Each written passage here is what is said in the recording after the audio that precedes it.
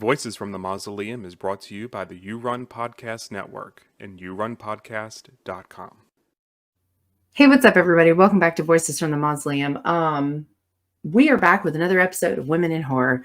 So I'm here with another a list of 5 women in horror that I just really wanted to promote and talk about. It's been really, I think, eye-opening to sit and think about the women in the community that really bring so much to the table, including supporting other people. Because as I mentioned in the first episode, I mean, all of the women on this list are women who promote other people. It was, a matter of finding people who are not just good for themselves, but good for the community and do a little bit of everything. So I got my cheat sheet with socials. Everything will be in the description for this episode. So let's submit it. So the first one that I'm going to talk about is Ruth Anna Evans, which if you're in the horror community, I have props for this episode. If you're in the horror community online in any way, shape, or form, you know who this person is. Ruth Anna has helped me in, oh my God, so many ways. She's helped me when it's come to uploading books. She's helped me with formatting. She helped me, she donated the cover for our charity anthology Livestock, which is stunning. She did the full wrap for that. And she also edited the image down for me so that I could make bookmarks. Like, she was great to work with. That was the first time I'd worked with her, was on this project. She also is an author. So What Did Not Die actually got a makeover. It has a completely different cover, but I bought a physical before that happened, so I have the OG. But she's a writer as well. She's a story in Livestock. And she does covers. I think I have 2 of her covers. She did a custom cover for a project that will be announced much later this year. And then she did a cover recently that I just was absolutely obsessed with. And so I just had to have it. So I have 2 of her covers. But she helps. Like, I mean, I've reached out to her about countless things, and she's always so quick to respond, so helpful. She takes the time to send thoughtful messages and warn, be like, hey, just so you know, like, I heard this negative thing, so just keep this in mind and just remember this. And like, even little things, like, and it's not little, but smaller scale stuff. Like, I don't know if you guys have seen it, where people post their book covers on like multiple things, but it's like this neat little picture of like a book, a Kindle, whatever. She gave me the website where to do that. I'm going to fix the glare on this. Hopefully I don't close myself out. We're about to find out. There we go. That way the glare on my glasses isn't so bad. And anyway, she's fantastic to work with. She is an open book of information, happy to help people when they need it. I know I consider her, she was great to work with for the Livestock project. I hope to do something else with her in the future. And yeah, she's an asset to this community. And I'm very grateful, because there have definitely been some things that she had to help me with that I don't know what the hell I would have done otherwise. She's a saint. And she just makes really cool covers and works on wicked projects. So yeah, if you're not following Ruth Anna, if you're not engaging with her, I mean, I definitely think you should be. So again, all the links will be in the description. So next I'm going to talk about Cece, who is a podcaster, small business owner, horror lover. I'm sorry. Ruth Anna's socials is just her name. Ruth Anna Evans. And that's on Twitter. Yeah. And anyway, so Cece, before I forget, her Twitter handle is at CeCetron,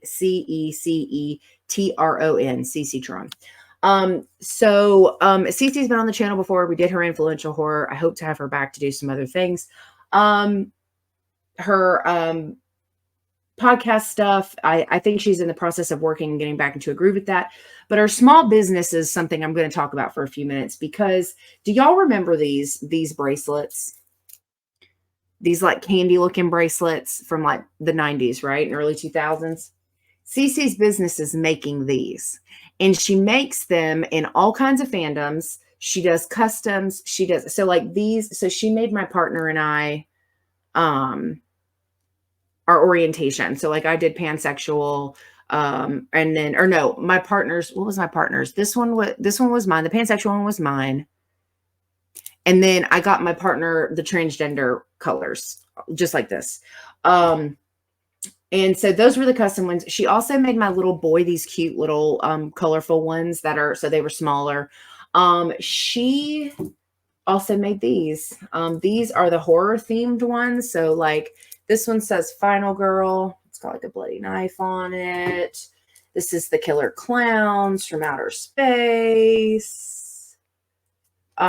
This is the monster as in Frankenstein. Y'all know I love Frankenstein. And then this is a horror queer. This is one of my favorite ones. So it says horror queer in black, and then it's got the rainbow in the back. So cute.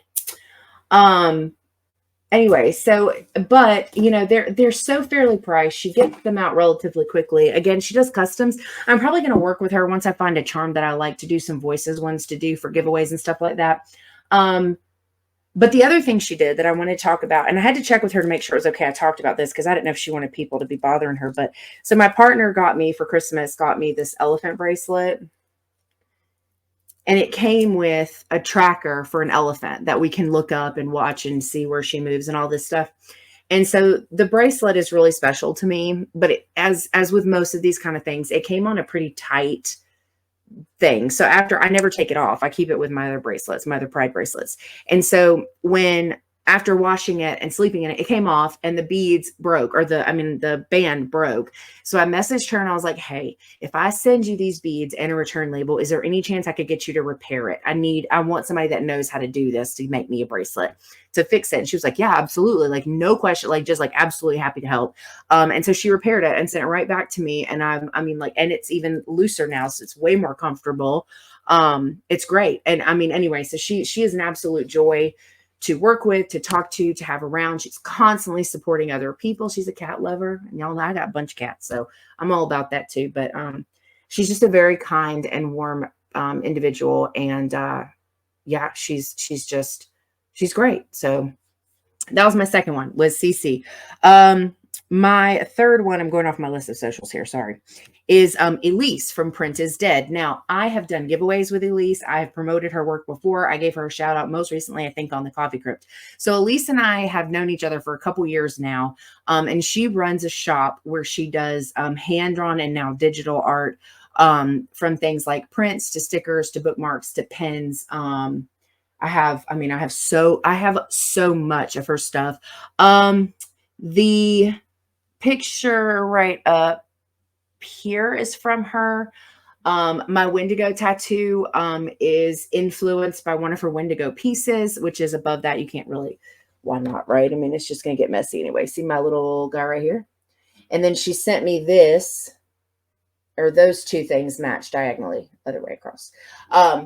Anyway, you get the idea. But so she does amazing work. And so here's a couple of just like art picture things that I have of her. And I think these are the ones I showed on the Coffee Crypt.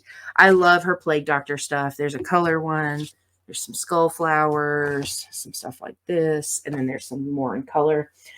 She does incredible work. She's very kind, wonderful person. She does this really cool thing where she does tattoo commissions. And so you can commission her artwork to do, as a tattoo. And she does a lot of really, really cool stuff. But the quality of stuff that she sends, it's not only stunning, it's on great quality paper. Some of her packaging is just absolutely stunning. It's so cool. And she's fantastic. Like another person that I have really enjoyed getting to know. And she does markets. She has a Facebook group where she lets has a space for other people in the indie horror art world, I guess, to promote their own art, and she's encouraging them and posting with them. And she's just really, really great. And I love her artwork. So Print is Dead. Such a cool name. I love the name for the company, but she does some really cool stuff. So definitely check her out. Yeah. And so that takes me to, I'm on number 4, right? Okay. Which is S.J. Crandall. Oh, Elise, I'm sorry. I'm so bad about the socials. Elise's social is _Print is Dead, all one word, _. So my next one is S.J. Crandall. Hers is just her name. So S.J. Crandall and then the number 1. And so when I first wanted to do a book club, her book was the first book that I did. It's called Fear Farm, No Trespassing. I'm in the middle of packing up my books and games and movies and stuff like that. So I don't have it in front of me. I don't even know why I had these other copies. Oh, yes, I do. Because I have the books that are my books are in a separate place. And then the Ruth Anna book was going to be part of my March Madness before I got too busy. Anyway, but SJ Crandall did this book, and it was this anthology, this interconnected anthology about stories that take place in the woods and on farm and like in a farm kind of environment. And it was such a fun read. It was relatively quick, which is huge for me because I don't have a lot of time to read. But it was when I first started getting back into reading. I hadn't been reading in years, and her work was just, I loved it so much. Like, it was just such a unique take on an anthology. I love the way she connected the stories. I loved the ending. She also is into photography. So she has her own pictures that she took for the book, including the one that's on the cover. I'll put a picture of it here somewhere. And yeah, it's great. I'm really actually, I'm quite looking forward to her next project. I know she's working on some stuff here and there when life probably allows. But she is also just someone that's like, she's so kind. I'm going to read something that she sent me the other day. I think it was on Twitter. Yeah, that's where I talked to her, on Twitter. And I woke up to this message. Okay. It said, she sent this to me a couple days ago. I sat down these last 2 weeks and read your book. I loved it. She's talking about my collection. You have such a knack for conversation between characters that I admire. Funny story. My husband and I recently watched American Horror Stories, and an episode came on about the Ring doorbell. They called it another name. I can't think of it. We kept saying we need more of that. And there it was, my favorite story in your collection now. Keep writing. And so it was such an encouraging and sweet message. And, she's another one that's just constantly boosting people and encouraging people. And she's left encouraging things on my post before. And it's just really, maybe people who do this, and it's just who they are. It's just who they are, to be supportive and kind and warm. I don't always, I wonder sometimes if they realize how like big those small moments are for the people that they share them with. Like, that made my day. Like, when I got up and that was like one of the first things I read for the day, it was like a game changer. Like, it made me feel, I don't know, like so many things. And I just, it just meant a lot to me. And she didn't have to take the time to say anything, but she did. And it was a thoughtful message. And I don't know. It means a lot to me that she sent that. And I just think that she's somebody to pay attention to, because I really, really enjoyed her first book, and I can't wait to have more from her. So that's SJ Crandall. Again, every person that I'm talking about, links to me in the description in case I forget or butcher the socials. And so, yeah. And last but certainly not least, on my list for tonight is Christy Aldridge, who, if you don't know who that is Grim Poppy Designs. I have like 35 of her book covers. I'm a member of her Patreon. Kat and I are always like talking about her covers, wanting to get all of them, going back and forth. And she just is, oh my God, you guys, the shit that she can do is just mind boggling. She's so sweet. One of her gifts to her Patreons, I don't know if I can share. Maybe, I don't know if I can share. If you become a Patreon, you get a free book cover every month. And then you also get discounts on full reps and stuff like that. And discounts on pre-mades that are already out and stuff. But she let me just put it this way. She is a very, very kind person. She's worked with me on countless projects. She's working on multiple customs for me right now. She did our cover for Sincerely Departed, the epistolary zombie anthology that Kat Valor and I are working together. She did the cover for my collection. She did the wrap for that. She did the wrap for my Santa book, Mrs. Claus.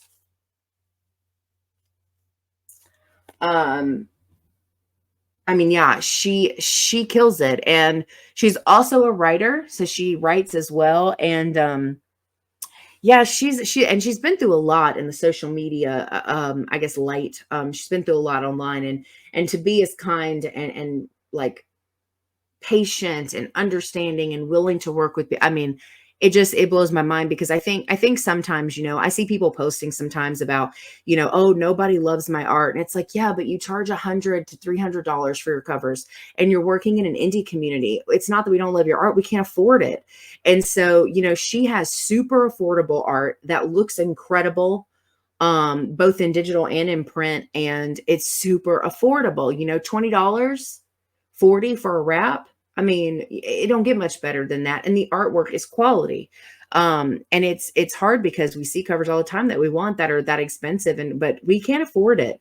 And so there have been times where I've had to say to her, hey, can I pay this now and pay this, or can I pay it this date? And she's super willing to work with me. Of course, I built up a bit of a rapport first, so she knew I was good for it, but not going to skip town or need to get loan sharks involved or anything. But anyway, but she just does quality stuff for affordable prices, which I think in and of itself is an asset to the community, because it is expensive to do these projects on your own. And we need more affordable, reliable, quality resources.